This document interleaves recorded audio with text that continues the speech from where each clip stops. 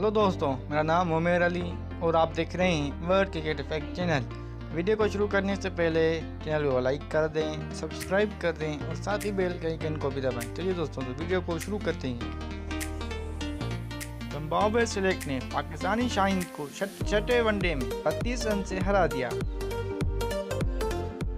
दोस्तों, Zimbabwe select ने पाकिस्तान शाहीन को छठे वनडे में 32 रन से हराकर 6 मैचेस की सीरीज 4-2 से अपने नाम कर ली।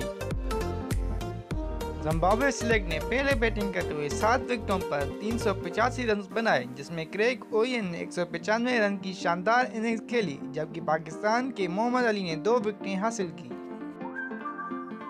जवाबी इनिंग में मुबस्सिर खान के 115 रन की इनिंग भी टीम को जीत न दिला सकी। शाहीन 353 रन बनाकर ऑल आउट हो गए। जिम्बाब्वे के सिकंदर राजा ने 3 विकेटें हासिल की।